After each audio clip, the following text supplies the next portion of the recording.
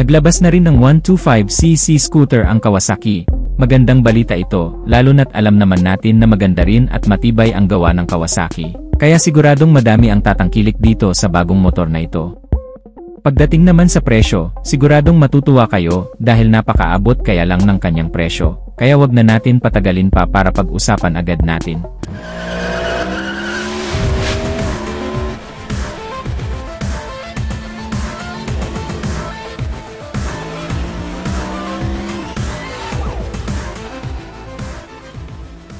Ito ang Kawasaki Brasky 125, collaboration ito ng Malaysian company na Modernas, ibig sabihin sa Malaysia din manggagaling ang motorsiklo na ito. Sa Malaysia, ang pangalan ng scooter na ito ay Karisma 125 at 2022 pa ito ni-launch sa bansa nila. At base sa mga napanood nating review at feedback sa motor na ito, maganda at perfect pang araw-araw dahil matipid ito sa gasolina. Kaya naman masasabi kong tamang naging desisyon ng Kawasaki na dalhin din ito dito sa Pilipinas, lalo na't 70% ng mga motorista dito ay mas priority ang mga automatic na motorsiklo. Pagdating sa makina nito, ito ay 124.8cc air-cooled 4-stroke single overhead cam. Single cylinder 2 valves at ito ay fuel-injected na din. Ang compression ratio nito ay 10:1 at ang kanyang maximum power ay 9.3 horsepower at 7,500 rpm. With a maximum torque of 10 Nm at 6,000 rpm. Malaki din ang fuel capacity nito, 5.1 liters, kaya matagal bago ka maubusan ng gasolina. Kumukonsumo lang ito ng 43 to 45 km per liter. May mga convenient features din ito, kagaya ng built-in charging port, may bulsa sa harapan, merong 14 liters under seat storage, at merong hook sa harapan at malawak ang footboard kaya may paglalagyan ka ng mga dala mong gamit. Pagdating naman sa porma, modern at stylish ang design nito, may pagka-sporty din ang porma, medyo nahahawig ang porma nito sa Honda Click 125 kapag nakaharap at kapag ka naka-side view naman. Medyo nahahawig ito sa Miosol ay 125. Naka-dual LED headlight ito, meron pa itong DRL o daytime running light na bukod sa dagdag porma dagdag visibility pa ito sa kalsada. So dito pa lang sa harapan nito talagang napakaganda at very head-turner ang kanyang porma. Sa tail light naman naka-LED na din at malaki ang tail light nito, kaya kitang-kita talaga sa kalsada. Then yung mga turn signal lights naman ay nasa loob, pati dito sa likuran, napaka-sporty din ng kanyang disenyo.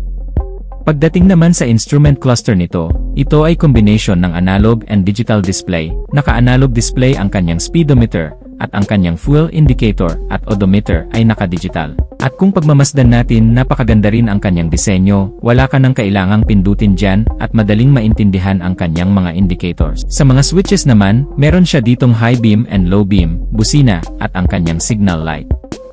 Sa kabila naman ay kanyang hazard switch, push start at bukod sa kanyang electric push start ay meron pa itong kick start. Pagdating naman sa mga gulong nito, ang sukat ng kanyang gulong sa harapan ay 80/90/14, sa likod naman ay 90/90/14, at naka-tubeless na ito pareho, at napakaganda rin ang disenyo ng kanyang mags. Hindi mo na kailangang ipa-repaint dahil color silver na ito at bumagay sa kanyang porma. Sa suspension naman, naka-telescopic fork sa harapan at naka-single shock naman dito sa likuran. Pagdating naman sa kanyang preno o sa braking system, naka-single disc brake with 2-piston caliper sa harapan. Sa likuran naman ay naka-drum brake at malakas ang stopping power nito, dahil nga ito ay naka-dual piston caliper na. Maganda ang disenyo ng kanyang muffler. Meron itong heat guard kaya safe ang paa mo, dahil kahit madikit kayo dito hindi kayo mapapaso. Meron pa siyang end cap sa dulo. Color silver kaya bumagay din sa kanyang porma, dahil very average Filipino rider friendly ang motor na to, dahil napakababa lang ng kanyang seat height, 770mm lang ito. Kaya perfect na perfect talaga sa mga kahit mga 5 flat ang height kayang-kayang ay drive ang motor na to. At ang maganda dito sobrang lightweight lang nito, dahil 108 kilos lang, hindi ka mahihirapang magmaniobra, at hindi ka mahihirapang mag-double stand sa motor na to. Malapad din ang kanyang upuan kaya komportable ka rin talaga sa mahabang biyahe, at ganun din ang angkas mo, siguradong mag-i-enjoy dito. Napakaganda rin ang disenyo ng kanyang grab bar, ang color silver ay bumagay din sa kanyang disenyo, at kung mapapansin natin marami siyang mga decals at bumagay din naman sa kanyang porma, maganda ang color combination, yung ibang mga fairings. Dito parang naka-carbon fiber yung kanyang design at yung kanyang kulay ay glossy finish, medyo nahahawig talaga ang porma nito sa Honda Click 125. at kung pagmamasdan din natin may pagka-Muscle ay parang 2-in-1 ang motor na to kapag ka tititigan, pero medyo hawig lang naman dahil meron pa rin naman itong sariling disenyo. Nakakatuwa lang isipin, dahil sobrang tagal nang walang scooter na nilalabas ang Kawasaki, at ngayon meron na itong Kawasaki Brasky 125 at sobrang affordable lang, dahil nagkakahalaga lang ito ng 75,000 pesos. Price may vary without prior notice, kaya naman sigurado akong madami ang magkaka-interest bumili dito sa motor na to, dahil unang-una napakaganda ng kanyang disenyo, meron pa siyang mga convenient features, at napakatipid sa gasolina. So ano ang masasabi nyo dito sa bagong Kawasaki Brasky 125 na ito? Paki-comment nyo na lang sa baba ang inyong opinion, at kung nagustuhan mo naman ang video nating to, just hit like. At kung bago ka lang sa aking YouTube channel, ay huwag kalimutang mag-subscribe. Paki-click na rin ang notification bell icon para sa mga susunod kong video ay updated ka palagi.